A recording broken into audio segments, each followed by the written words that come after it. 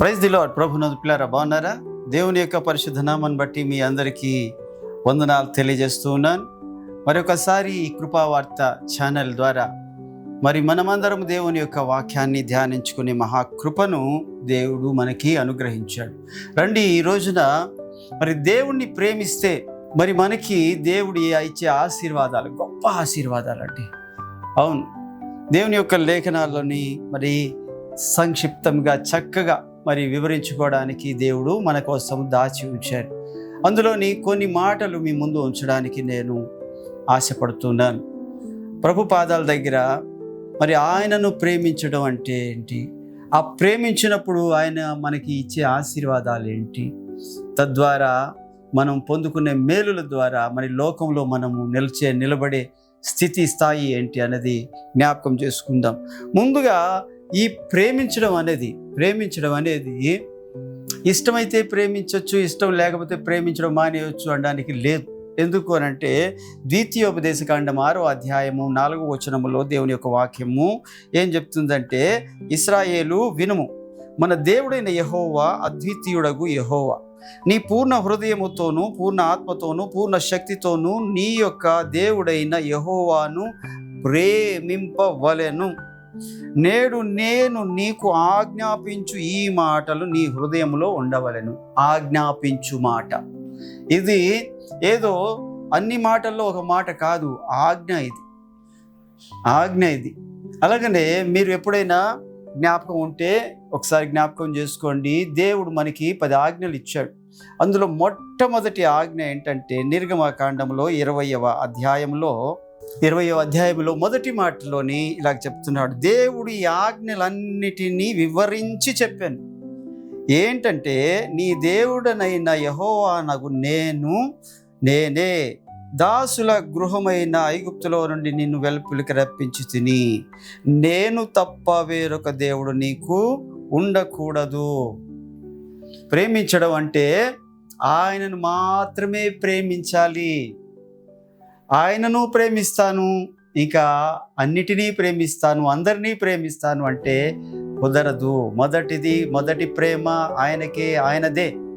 ఈ రోజున దేవుడి యొక్క మాట ఏం చెప్తుందంటే, ఇది ఆజ్ఞ.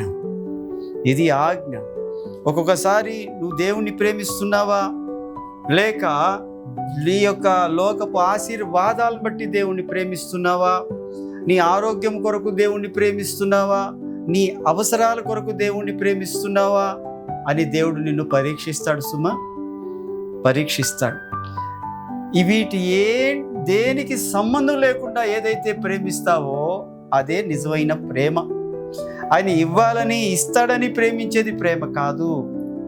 ఆయన ఇవ్వకపోయినా, నిన్ను ధనవంతుడిగా చేసిన, పేదవాడిగా ఉంచిన, నిన్ను ఆరోగ్యవంతుడిగా చేసిన, నిన్ను ఆ యొక్క రోగంలోనే ఉంచేసిన, నిన్ను ఉన్నతమైన స్థానాల్లోకి నడిపించినా సరే, లేకపోతే లాజరు వలె ఆ పెంట కుప్పల మీద నుంచి ఏరుకు తినే స్థితిలోనే ఉంచేసిన, పిల్లలు కలిగిన తల్లిగాను తండ్రిగాను ఆశీర్వదించిన, లేకపోతే అబ్రహాము శారాల వలె గొడ్రాలుగా ఉంచేసిన, ఎలా ఉంచినా ఆయనను ప్రేమించేవాడిగా నువ్వు నేను ఉండాలి. ఎందుకు అని అంటే ఇది ఆజ్ఞ. అదే తెలుసుకుందామని అబ్రహాముని అడిగాడు. ఇగో, నువ్వు ప్రేమిస్తున్నా నీకు ఒక్కగానొక్కడై ఉన్న నీ కుమారుణ్ణి నాకు నేను చూపించు పర్వతం మీద దహన బలిగా అర్పించు అన్నాడు. ఇప్పుడు అబ్రహాము బిడ్డని ప్రేమిస్తున్నాడా? లేక పుట్టాడు కదా, 100 సంవత్సరాలకు పుట్టాడు కదా. ఆ అన్ని సంవత్సరాల తర్వాత పుట్టిన అల్లారు ముద్దుగల బిడ్డ కదా ఇస్సాకు. ఇప్పుడు ఇస్తాడా ఇవ్వడా చూద్దాం, ఎవరిని ప్రేమిస్తున్నాడు అని దేవుడు ఆ ప్రేమకు పరీక్ష పెట్టాడండి. ఈ రోజున దేవుడు నిన్ను కూడా పరీక్షించవచ్చేమో. నువ్వేదైతే ఎక్కువగా ప్రేమిస్తావో దానిని దేవుడు అడగవచ్చేమో. ఒక అంకుల్ గారంట ఒక చిన్న పిల్లని, ఆ పిల్లకి చాలా ఇష్టమైన ఒక బొమ్మ ఉందండి. చేతులను ఎప్పుడు ఆ బొమ్మ పట్టుకొని ఎక్కడికి వెళ్ళినా సరే ఆ బొమ్మని దగ్గరే పెట్టుకొని ఆ బొమ్మతో ఊసులాడుకుంటూ ఆ బొమ్మతో మాట్లాడుకుంటూ ఎప్పుడు ఉండేది ఆ బిడ్డ. అయితే ఆ అంకుల్ గారంట, అమ్మ ఆ బొమ్మ నాకు ఇస్తావా అని అడిగాడంట. ఆ బొమ్మ అంటే ఆ అమ్మాయికి ఎంత ప్రేమ అంటే రాత్రి పడుకునేటప్పుడు కూడా పక్కనే పెట్టుకొని పడుకునేది, భోజనం చేసినప్పుడు కూడా ఆ బొమ్మ కూడా భోజనం చేస్తుందా అన్నట్టుగా ఆ బొమ్మనే అడిగి ఇంతగా ప్రేమిస్తుందంట ఆ బొమ్మని. ఇప్పుడు కూడా నేను ఇవ్వను అనేదంట ఆ పిల్ల. అయితే ఆ అంకుల్ గారు, నువ్వు కానీ నాకు ఇది ఇస్తే నీకు ఇంతకంటే మంచిది ఇస్తాను అని అనేవాడు. నేను ఇవ్వను అని అనేదంట. మరి ఏమైందో అడిగి అడిగి అడిగి అడిగి చాలా కాలం అడుగుతున్నాడు కదా, ఈసారైనా ఇచ్చేద్దాం అని అనుకుందేమో. ఆ బిడ్డ ఒకసారి ఆ బొమ్మని ఆ యొక్క అంకుల్ గారికి ఇచ్చిందంట. ఇవ్వగానే ఆ అంకుల్ గారు అక్కడే మాట్లాడుతుండగా మరి ఆర్డర్ పెట్టాడంట. కాసేపటికే ఆ ఆర్డర్ పెట్టినప్పుడు ఆ యొక్క సంస్థ వారు ఉన్నాయి కదా ఇప్పుడు రకరకాలుగాను, బ్లింకిట్ అని అదని ఇదని, మరి ఆ సంస్థ వారు వెంటనే ఒక మంచి బొమ్మ, ఖరీదైన బొమ్మ, అందమైన బొమ్మ తీసుకుని వచ్చి ఇచ్చారంట. ఆ బొమ్మని తిరిగి ఆ యొక్క అంకుల్ గారు ఆ బిడ్డకి బహుమానంగా ఇచ్చాడంట. అంటే నువ్వు దేవుణ్ణి ప్రేమిస్తే దేవుడు నిన్ను ప్రేమించి నువ్వు ప్రేమించిన దానికంటే శ్రేష్టమైనది నీకు ఇస్తాడు. ఇది నిజం. దానికి వాక్యం ఏం చెప్తుందంటే రోమా పత్రిక 8వ అధ్యాయం 28వ వచనంలో, ఆయనను ప్రేమించు వారికి అనగా ఆయన సంకల్పం చొప్పున పిలువబడిన వారికి మేలు కలుగుటకై సమస్తము సమకూడి జరుగుతాయి. ఆయనను ప్రేమిస్తేనంట నీకు మేలు కలగడానికి సమస్తము సమకూర్చి జరుగుస్తాడు దేవుడు. అనగా మేలు కలుగుతుంది కదా అని చెప్పేసి అంత సుఖంగా జరుగుతుంది అనుకోవడానికి కూడా లేదు, అంత హాయిగా వెళ్ళిపోతుంది మన ప్రయాణం అనుకోవడానికి లేదు. కష్టాలు వస్తాయి, నష్టాలు వస్తాయి, బాధలు వస్తాయి, ఇరుకులు వస్తాయి, ఇబ్బందులు వస్తాయి, పోరాటాలు వస్తాయి, కరువులు వస్తాయి, ఖడ్గాలు వస్తాయి, ఏదైనా రావచ్చు కాక. కానీ దేవుడు అందులో నీకు మేలే దాచి పెడతాడు. అందులో ఎన్ని పోరాటాలు ఉన్నా సరే నిన్ను సురక్షితంగా ఉంచుతాడు. అందులో ఎన్ని ఎత్తు పల్లాలు ఉన్నా సరే నీ మార్గానికి చివరికి నడిపిస్తాడు. ఆయనను ప్రేమించు వారికి అనగా ఆయన సంకల్పం చొప్పున పిలువబడి వారికి మేలు కలుగుటకే సమస్తము సమకూర్చి జరిగించే దేవుడు. ఎక్కడైనా నీకు అవమానం వచ్చిందా, అది నీ మేలు కోసమే. ఎక్కడైనా నీకు నష్టం వచ్చిందా, అది నీ మేలు కోసమే. ఎక్కడైనా నీకు కష్టం వచ్చిందా, అది నీ మేలు కోసమే. దానిని బట్టి ప్రభు నిన్ను స్తుతిస్తే ఆ మేలు, ఆ యొక్క కష్టము కాస్త మరి మేలుగా మారుస్తాడు దేవుడు. అందుకు ఉదాహరణ ఏంటో చెప్పమంటారా? ఇదిగో అపోస్తలుడైన పౌలు, మరి ఆయన శిష్యుడైన శీల. పౌలు శీలలు మరి దేవుని సువార్త ప్రకటించినందుకు వాళ్ళని తీసుకెళ్లి చెరసాలను వేశారు. అది మేలు కలగడానికి అంటే చెరసాల్లో వేస్తారు, ఎవరైనా వేస్తారా? వేశారు. వేసినప్పుడు ఊరుకున్నారా? ఈ సువార్త ప్రకటించకూడదని చెప్పేసి భయపెట్టడానికి వారిని గట్టిగా శిక్షించారు కూడా, కొట్టారు కూడా. కొట్టిందే ఇక సరిపోయిందా అంటే ఒక ఇరుకైన చెరసాలలో వేసి వారి కాళ్ళు చేతులకి బొండ బిగించి అందులో వదిలేస్తే అది మనం మేలు కొరకే అనుకున్నారు. వారు అనుకొని దేవుని స్తుతించడం మొదలుపెట్టారు. అంతే, అక్కడ దేవుని గొప్ప కార్యం జరిగింది. ఈ రోజున దేవుడు నీ జీవితంలో కూడా అదే చేస్తాడు. ఏం చేస్తాడంటే, ఏ విషయంలోనైతే నీవు శోధించబడుతున్నావో, ఇరుకున పెట్టబడుతున్నావో, ఇబ్బంది పడుతున్నావో, ఆ స్థితిలోనే మేలు కలుగుటకే దేవుడు నాకు సమస్తము సమకూర్చి జరిగిస్తున్నాడని కానీ నువ్వు తలించి మాట అయితే, ఆయన ప్రేమించినట్లయితే ఇదిగో దేవుడు అక్కడ తన కార్యం చేస్తాడు. చెరసాల పునాదులు కదలదీశాడు. అగో ఆ యొక్క మరి చెరసాల అధికారిని రప్పించాడు. వారందరికీ మారు మనసు దయచేశాడు. వారందరికీ రక్షణ ఆ రాత్రే మరి ఇచ్చేలా చేశాడు. మేలు కలుగుటకై సమస్తము సమకూడి జరుగుతాయి. అంతేనా? యోసేపుని ఇక్కడ మరి చెరసాలలో వేసేశారు. యోసేపు ఏమైనా పాపం చేశాడా? యోసేపు ఏమైనా తప్పు చేశాడా? కానీ దేవుని ప్రేమిస్తాడు. అంతే, దేవుని ప్రేమిస్తాడు, పాపాన్ని ద్వేషిస్తాడు. పాపాన్ని ఎంత మాత్రము ప్రేమించడు. యోసేపు దేవుని అంటే భయము భక్తి కలిగిన వాడు. యోసేపు దేవుని కోసము నిలబడ్డాడు కాబట్టి దేవుడు యోసేపు కోసం నిలబడ్డాడు.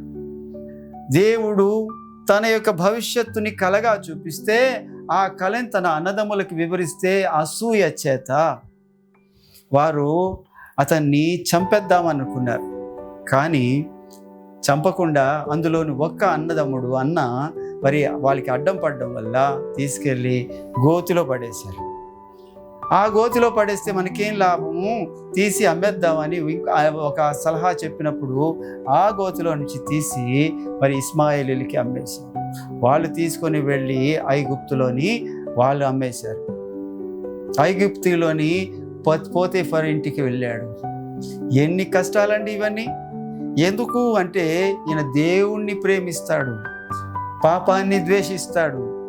దేవుని యొక్క ఆజ్ఞ అంటే ఇష్టము, దేవుని యొక్క మాటలు అంటే ఇష్టము, దేవుని యొక్క సన్నిధి అంటే ఇష్టము, పరిశుద్ధత అంటే ఇష్టము, దేవుణ్ణి ఆరాధించడం అంటే ఇష్టము. మరి అలాంటి యోసేపుని మరి తీసుకెళ్ళి పోతీఫర్ ఇంట్లో పెడితే అక్కడ కూడా అదే యథార్థత, అదే ఆరాధన, అదే దేవుని అంటే ఇష్టం. అంతే, అక్కడ కూడా సాతాను ఏం చేశాడంటే ఆ పోతీఫర్ భార్య ద్వారా మళ్ళీ శోధించడం మొదలుపెట్టాడు. ఇప్పుడు అక్కడి నుంచి ఎక్కడ పడ్డాడంటే చెరసాల్లో పడ్డాడు. చెరసాల్లోనే ఏమైనా మేలు జరుగుతుందా అంటే అక్కడ కూడాను ఎవరో ఇద్దరు వచ్చారు. ఒకరు మరి పానదాయకుల అధిపతి, ఇంకొకడు మరి ఆ యొక్క ఫరో దగ్గర పనిచేసే వ్యక్తి అంటే లేకపోతే వంట మేస్త్రి. వారిద్దరిని కూడా అదే చెరసాలను వేశారు. వారికి కళలు వచ్చాయి. ఆ కళలు ఏదో చెప్పినప్పుడు ఈయన ఆ కళలకి అర్థం చెప్పాడు. ఆ అర్థం చెప్పిన రీతిగానే ఆయనకి జరిగింది. ఇవన్నీ సమకూడి జరుగుతున్నాయి అని చెప్పడానికి మీకు జ్ఞాపకం చేస్తున్నాను. ఒకటి తర్వాత ఒకటిగా సమకూడి జరుగుతాయి. ఆయనను ప్రేమించు వారికి, అనగా ఆయన సంకల్పము చొప్పున పిలువబడిన వారికి మేలు కలగడానికి సమకూడి జరుగుతున్నాయండి. అగో వాళ్ళకి కళలు రావడం ఏంటి, వాళ్ళని చెరసాల్లో వేయడం ఏంటి, ఆ కళలు వచ్చిన కళలు ఆ యోసేపుకు చెప్పడం ఏంటి, యోసేపు ఆ కళ భావం చెప్పడం ఏంటి, ఆ చెప్పిన భావం ప్రకారంగా జరగడం ఏంటి, జరిగిందా? అప్పుడు ఆయనకి ఒక్కరికి మరి చెప్పినట్టుగానే శిక్ష వేశారు, ఒకరికి విడుదల ఇచ్చారు. వెళ్ళినప్పుడు ఒక మాట అడిగాడు, అయ్యా ఈ చెరసాలలో ఉండడానికి నేను చేసిన పాపమేమీ లేదయ్యా, తప్పేమీ లేదయ్యా. అవును, ఒక్కొక్కసారి నీ తప్పేం ఉండదు, కానీ నిందలు అనుభవించాలి. అక్కస్తోని మరి రకరకాల కుళ్ళుతోని కుక్షితంతో మరి నిండిపోయి ఉన్నవారు నీ మీద తప్పుడు కేసులు పెట్టొచ్చేమో, నిన్ను చెరసాల పాలు చేయొచ్చేమో. కానీ వారి సంతోషము కొంతవరకే, కొంతకాలమే. అది ఎల్లకాలం జరిగేది కాదు, ఎల్లకాలం నిలిచేది కాదు. ఒకానొక దినమున ప్రభు అక్కడ భూకంపం కలగజేస్తాడు. ఒకానొక దినమున అక్కడికి రాజ మర్యాదలతో నిన్ను తీసుకెళ్లే వాళ్ళు వస్తారు. ఇగో ఇక్కడ యోసేపు కూడా అలాగే వచ్చారు. మళ్ళా ఇక్కడ కళలోని ఈయన మర్చిపోయాడని చెప్పేసి ఇప్పుడు ఫరోకి కళ ఇచ్చాడు దేవుడు. ఫరో కలగంటున్నాడు, ఆ కళలోని ఆయన కలవరం అయిపోయాడు. ఈ కళ భావం ఎవరు చెప్తారు అని అంటే అప్పుడు ఈయన అంటున్నాడు, అయ్యా నాది తప్పు అయింది, నాకు కూడా కళ వచ్చినప్పుడు ఒక ఆయన భావం చెప్పాడు, ఆ భావం ప్రకారంగానే జరిగిందయ్యా. మరి ఆయన ఎక్కడున్నాడంటే చెరసాలలో ఉన్నాడు. అనగా ఆయనను చెరసాల నుండి మా రాజమందిరానికి నడిపించాడు దేవుడు. అనగా ఆయనను ప్రేమించు వారికి, ఆయన సంకల్పం చొప్పున పిలువబడిన వారికి మేలు కలగడానికి సమకూడి జరుగుతూ ఉంటాయి పరిస్థితులు. ఈ రోజున పరిస్థితులు బాగాలేవంటే దేవుడు నిన్ను విడిచిపెట్టాడని అర్థం కాదు. ఈ రోజున పరిస్థితులు తలకిందులుగా ఉన్నాయి, ఎటు వెళ్ళినా సరే నిందలు అవమానాలు వస్తున్నాయి అంటే దేవుడు నిన్ను మర్చిపోయాడని కాదు. నీకు ముందు ముందు గొప్ప మేలు జరగబోతుంది, గొప్ప మేలు జరగబోతుంది. ఆ మేలు కొరకు దేవుడు నిన్ను సిద్ధం చేస్తున్నాడు. అందుకనే ఆయనను ప్రేమించాలి, ఎలాంటి పరిస్థితుల్లోనైనా ప్రేమించాలి. ఇదిగో దేవుని యొక్క వాక్యం ఏం చెప్తుంది అంటే, నన్ను ప్రేమించు వారిని నేను ప్రేమించుచున్నాను. సామెతల గ్రంథము 8:17 వచనములో ప్రభు అంటారు, నన్ను ప్రేమించే వారిని నేను ప్రేమిస్తాను. అవును, దేవుడు అంటాడు, ఆయన ప్రేమించినప్పుడు ఆయన కూడా మనల్ని ప్రేమించేవాడిగా ఉన్నాడు. ఆయన ప్రేమించకపోతే మనల్ని ప్రేమించడా? అంటే అదేమి లేదు. దేవుడు లోకమును ఎంతో ప్రేమించారు, లోకంలో ప్రతి ఒక్కరిని ప్రేమించారు. అదిగో ఒక మన ఆంధ్ర దేశానికి సంబంధించిన ఒక గొప్ప కవి గురజాడ, ఆయన అన్నాడు, దేశం అంటే మట్టి కాదు, దేశం అంటే మనుషులు అన్నాడు. అయితే దేవుని దృష్టిలో లోకం అంటే ఈ వస్తువులు కాదు, ఈ బిల్డింగులు కాదు, ఇవేవి కాదు. లోకం అంటే మనుషులు. ఆయన మనుషుల్ని ఎంతో ప్రేమించాడు. అయితే అక్కడ ఏమంటాడంటే, దేవుడు లోకమును ఎంతో ప్రేమించెను కాగా తన అద్వితీయ కుమారునిగా పుట్టిన వాని యందు విశ్వాసం ఉంచువాడు. ఈ ఒక్క చిన్న షరతు అంతే. ఆయన యందు విశ్వాసం ఉంచేవాడు, ఆయన నన్ను ప్రేమిస్తున్నాడు అని విశ్వాసం ఉంచేవాడు, నశింపక నిత్య జీవము పొందునట్లు ఆ ప్రభుని మనకి అనుగ్రహించారు. దేవునికి మహిమ కలుగును గాక. దేవుని యొక్క వాక్యం చెప్తుంది, ఆయనను ప్రేమించినప్పుడు ఆయనను మనల్ని ప్రేమిస్తాడు. ఇప్పుడు విశ్వాసం ఉంచినప్పుడు ఆయన తన ప్రేమను వెల్లడిపరుస్తారంట. ఎలాగనంటే చూడండి, రోమా పత్రికలో 5వ అధ్యాయములో 8వ వచనములో, అయితే దేవుడు మన ఎడల తన ప్రేమను వెల్లడిపరుచుచున్నాడు. ఎట్లనగా మనం ఇంకను పాపులమై ఉండగా క్రీస్తు మన కొరకు చనిపోయెను. అర్థమవుతుందా ప్రియులారా? ఆయన ప్రేమ ఉత్తుత్తి మాటల ప్రేమ కాదు. చాలాసార్లు మనం మనుషుల్లో చూస్తూ ఉంటాం, మాటలు అబ్బాబాబాబాబా తేనె ఊటలు ఎంత బాగుంటాయో, పెదవుల మీద పంచదార ఉంటుంది, ఎంత చక్కగా మాట్లాడుతూ ఉంటారు. ఆ మాటలకి మనసంతా కరిగిపోతుంది. నిజంగా దేవుడు అనుకుంటాము, దేవత అనుకుంటాము, లేదు, అది మాటల ప్రేమ మాత్రమే. దేవుని ప్రేమ చేతల ప్రేమ. దేవుని ప్రేమ నిన్ను రక్షించే ప్రేమ, కనికరించే ప్రేమ, నీ కొరకు మరణించే ప్రేమ, నీ కొరకు వెల చెల్లించే ప్రేమ, నిన్ను పరిశుద్ధపరిచే ప్రేమ, నిన్ను తన ఆత్మతో నింపే ప్రేమ. ఇక్కడ దేవుని యొక్క వాక్యము, మనము పాపులమై ఉండగా ఆయన మన కొరకు చనిపోయాడని రాసింది. ఈ రోజున తన్ను ప్రేమించు వారిని ఆయన ప్రేమిస్తాడంట. అలాగనే ఇక్కడ అదే సామెతల గ్రంథం 8:21లో, నన్ను ప్రేమించు వారిని ఆస్తికర్తలుగా చేయును. ఆయన ప్రేమిస్తేనంట మనం ఆస్తికర్తలుగా మారిపోతామంటండి. ఆస్తి అంటే ఈ లోక సంబంధమైన ఆస్తి కాదు. ఒకవేళ ఈ లోక సంబంధమైన ఆస్తి నీకు 100 కోట్లు ఇచ్చారే అనుకో, ఉంటాయా? లేక నువ్వు ఉంటావా? రెండూ ఉండదు. అవి ఇక్కడే వదిలిపెట్టాలి, నువ్వు వెళ్ళాల్సిందే. ఒక ఆయన అన్నాడంట, ఈ భూమి నాది, ఈ భూమి నాది, ఈ భూమి నాదే అని అన్నాడంట. ఆ భూమి అన్నదంట, కాదు నువ్వే నాకు చెందిన వాడివి అన్నాడంట. ఏది నిజమైంది అని అంటే, చివరికి భూమి చెప్పిందే నిజమైంది. ఈ భూమిని ఆయన తీసుకోలేదు, కానీ భూమి మాత్రం ఆయన తీసేసుకుంది లోపలికి. ఎందుకంటే సమాధి చేయబడ్డాడు. ఈ రోజున దేవుడు నీతో మాట్లాడుతుంది ఏంటంటే, ఈ లోక సంబంధమైన ఆస్తులు కాదు. అది ఎలాంటి ఆస్తి అంటే, పేతురు పత్రికలోని 3వ వచనము, 1 పేతురు పత్రిక 1వ అధ్యాయము 3వ వచనం, మన ప్రభువుకు యేసుక్రీస్తు తండ్రి అయిన దేవుడు స్తుతింపబడును గాక.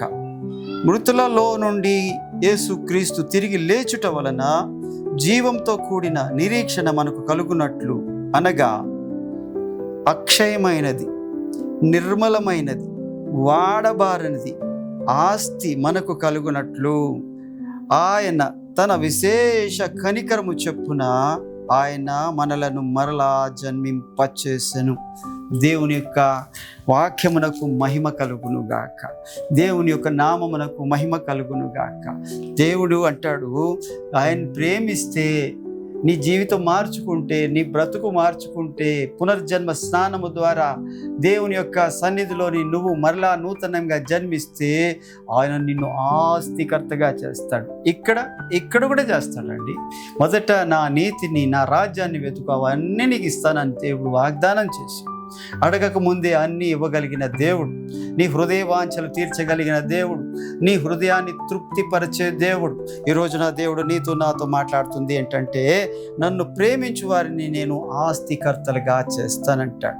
ఇక దేవుని యొక్క లేఖనాల్లో చూసినట్లయితే కీర్తనల గ్రంథము 91వ కీర్తన 14వ చరణంలో, అతడు నన్ను ప్రేమించుచున్నాడు గనుక నేను అతన్ని తప్పించదను. నువ్వు దేవుణ్ణి ప్రేమిస్తే ప్రభు అంటాడు, నిన్ను ఆయన ప్రేమిస్తారంట. ప్రేమించి ఈ లోకపు దుష్టత్వం నుండి తప్పిస్తారు. ఇక రెండవది, ప్రేమించి తన పరలోకపు ఆస్తికి కర్తగా చేస్తాడంట, ఆస్తికర్తగా. ఎందుకనంటే ఆ మాట మనం చదువుతాం కదా, అయ్యో నా తండ్రి చేత ఆశీర్వదించబడిన వారులారా రండి, లోకము పుట్టినది మొదలుకొని మీ కొరకు సిద్ధపరిచిన మరి పరలోకమును స్వతంత్రించుకోండి అన్నాడు. ఇగో ఇక్కడ అంటాడు, అతడు నన్ను ప్రేమించుచున్నాడు గనుక నేను అతన్ని తప్పించదను. ఆయన తప్పించే దేవుడు. ఇదిగో మరి నీ మీద ఎన్నోసార్లు సాతాను ఎన్నో విధాలుగా మరి నిన్ను నాశనం చేయాలి, నేను ఈ విశ్వాసం నుండి తప్పించాలి, మరి రకరకాలుగా ప్రయత్నం చేస్తానే ఉంటాడు. వాడు ఎప్పుడు అలసిపోడు, ఎప్పుడు కూడా మరి నిలిచిపోడు. నీ జీవితంలోని ఏదో ఒకటి చేద్దామని, నిన్ను ఆ యొక్క విశ్వాస యాత్రలో మరి నిన్ను పడవేద్దామని ప్రయత్నాలు చేస్తూనే ఉంటాడు. చేసుకునేవ్వండి, అది వాడి పని. అయితే దేవుడు అంటాడు, నేను నిన్ను తప్పిస్తాను, నేను ప్రతి స్థలంలో నీతోనే ఉంటాను. అందుకని వాక్యం ఏం చెప్తుంది, అతడు నన్ను ప్రేమించుచున్నాడు గనుక నేను అతన్ని తప్పించదను, అతడు నా నామము ఎరిగిన వాడు గనుక నేను అతన్ని ఘనపరచెదను. నువ్వు అతన్ని ప్రేమించినట్లయితే దానియేలుని మరి సింహపు బోనులో నుండి తప్పించిన రీతిగా, మరి షద్రకు మేషకు అబేద్నగోల్ని మరి ఆ అగ్ని గుండములో నుండి తప్పించినట్లుగా, ఇగో నోవాహును అందరితో కలిసి మరి ఆ జల ప్రళయంలో కొట్టుకొని పోకుండా తప్పించినట్లుగా దేవుడు నిన్ను నన్ను కూడా తప్పించేవాడిగా ఉన్నాడు. ఇదిగో ఆయన రాకడ సమయంలో ఉగ్రత నుండి తప్పిస్తానని దేవుడు వాగ్దానం చేశాడు. ఇదిగో ఈ లోకంలోని నిన్ను ఎక్కడికక్కడే కాపాడడానికి ఆయన తన దూతలకు ఆజ్ఞాపిస్తానని దేవుడు వాగ్దానం చేశాడు. ఈ రోజున దేవుడు అంటాడు, అతడు నన్ను ప్రేమించుచున్నాడు కనుక నేను అతన్ని తప్పించదను. ఇగో ఇంకొక మాట మీ ముందు ఉంచాలని ఇష్టపడుతున్నాను. అది ఏంటంటే ఎఫెసీ పత్రిక 6వ అధ్యాయం 24వ వచనంలో, మన ప్రభువైన యేసుక్రీస్తును శాశ్వతమైన ప్రేమతో ప్రేమించు వారికి అందరికీ కృప కలుగును. ఏం కలుగుతుందంట? కృప. దేవుని ప్రేమిస్తే ఇదిగో దేవుని ప్రేమిస్తే సమస్తము మేలు కలగడానికే సమకూడి జరుగుతాయి. దేవుని ప్రేమించడం అంటే ఆయన ఆజ్ఞను నెరవేర్చడం. దేవుణ్ణి ప్రేమించినప్పుడు దేవుడు నిన్ను ప్రేమిస్తాడు. దేవుణ్ణి ప్రేమిస్తే నిన్ను ఆస్తికర్తగా చేస్తాడు. దేవుని ప్రేమిస్తే ఈ లోకంలో ఉన్న ప్రతి శ్రమ నుండి, ఇరుకు నుండి, ఇబ్బంది నుండి, శోధన నుండి తప్పిస్తాడు. అంతేకాదు నువ్వు ఆయన ప్రేమించిన మాట అయితే నీ పట్ల ఆయన కృప కలుగుతుందంట. ఇక ఒక మాట ఏంటంటే కీర్తనల గ్రంథము 145వ కీర్తన 20వ చరణము చూసినట్లయితే, యెహోవా తన్ను ప్రేమించు వారిని అందరినీ కాపాడును, అయితే భక్తిహీనులందరూ ఆయన నాశనము చేయును. దేవునికి మహిమ కలుగును గాక. ఇందాక చదువుకున్నాం కదా, యెహోవా తను ప్రేమించు వారిని అందరినీ మరి అక్కడ దేవుని యొక్క వాక్యంలో ఏమంటే తప్పించును, ఇక్కడ కాపాడును. మార్గముల్లో నిన్ను కాపాడుటకు ఆయన తన దూతలకు ఆజ్ఞాపించును. దేవుని యొక్క వాక్యములోని ప్రభునందు పిల్లరా, మరి ఆయన ప్రేమిస్తే నాకున్న సమయాభావాన్ని బట్టి కొన్ని సంగతులే చెప్పగలిగాను, వివరించలేదు, చెప్పగలిగాను అంతే. అయితే ఈ వివరించుకోవడానికి మీకు దేవుడు ఎంతో సమయం ఇచ్చాడు. అది ఎలాగో తెలుసా? ఈ మాటల్ని మీ హృదయంలో పెట్టుకొని ధ్యానం చేసి చూడండి. అబ్బా, ఏ జుంటె తేనె ధారల కంటే మధురమైన మాటలు ఆయనవి మీకు అందుతాయి. కనుక ఆయనను ప్రేమించండి, ఆయన మిమ్మల్ని ప్రేమిస్తారు. ఆయన ప్రేమించండి, ఆయన మిమ్మల్ని ఆస్తికర్తలుగా చేస్తారు. ఆయన ప్రేమించండి, ఆయన మీరు ఈ దుష్ట కాలం నుండి తప్పిస్తారు. ఆయన ప్రేమించండి, మీకు కృప కలుగుతుంది. ఆయన ప్రేమించండి, ఆయన ఎప్పుడు మిమ్మల్ని కాపాడుతారు. మరి దేవుడు ఈ పరిశుద్ధ లేఖనము ద్వారా ఆయన ప్రేమించు వారందరికీ కూడా ఈ వాగ్దానాలన్నీ చెందులాగున దీవించునుగాక. ఆమెన్. Praise the lord. మంచిదండి, ఇచ్చిన ప్రార్థన.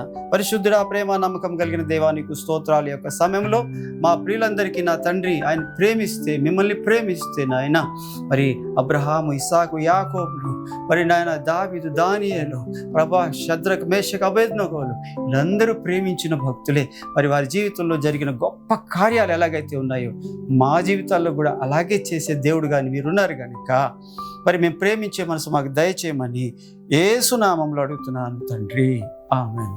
ప్రైజ్ ది లార్డ్ అండి. మరొకసారి జ్ఞాపకం చేస్తున్నాను ప్రియులారా, మరి ఈ యొక్క కృపావార్త ఛానల్ని జ్ఞాపకం చేసుకోండి, షేర్ చేయండి, లైక్ చేయండి, సబ్స్క్రైబ్ చేయండి, కామెంట్ చేయండి. Praise the lord. వందనాలు.